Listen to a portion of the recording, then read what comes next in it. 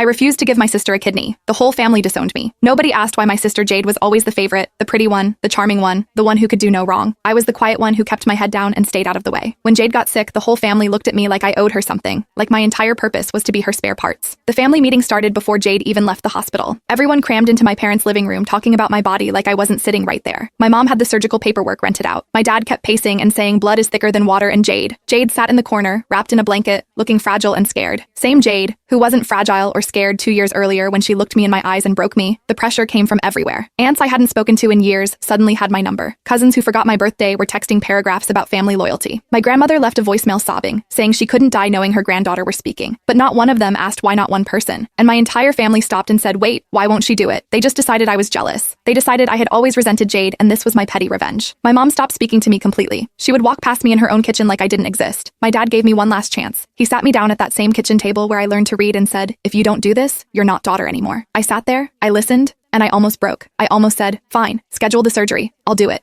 Then I remembered the night before my wedding, what I walked in on, what Jade whispered to me after, like it was nothing. I looked my dad in his eyes and said, no, he hasn't spoken to me since for 10 years. I thought the story was over. Jade got her miracle transplant. I got erased. Life moved on. Then out of nowhere, the hospital called. Jade's kidney was failing and they couldn't figure out why something in her records wasn't adding up, so they started digging. They needed family history. They needed answers. A week later, a thick envelope showed up at my door. Inside was a report and a note from a hospital worker during their review covered Jade's mental health screening from the original transplant standard procedure. Every recipient does one before surgery. In hers, she talked about me. She told the counselor she had done something that damaged her relationship with her sister. She slept with my fiancé the night before my wedding to see what he would do. Those were her words. A test she destroyed my entire life because she wanted to run a test. My hands were shaking, but I kept reading. The next page was about the donor. He was anonymous back then, but he recently contacted the hospital wanting to help Jade again, so they looked him up. His name was Christopher, my Christopher, the man I was supposed to marry. He gave Jade his kidney 1 year after I ended our engagement. They must have already together by then, the document showed. They got married 6 months after the surgery. 10 years of a life together. Kids, a house, family, vacations. My family spent a decade treating Jade like a saint and me like a villain while she was building her dream life with a man who helped her break me. I sat with that for a long time. Then I picked up the phone and called my mother. She picked up, already crying. She had just gotten the same envelope. A week later, my mom called Christopher Lede. I asked why she got by. Then she told me they found messages during the divorce years of them 8 different men. 3 were husbands of her closest friends. I hung up the phone and I laughed until I cried.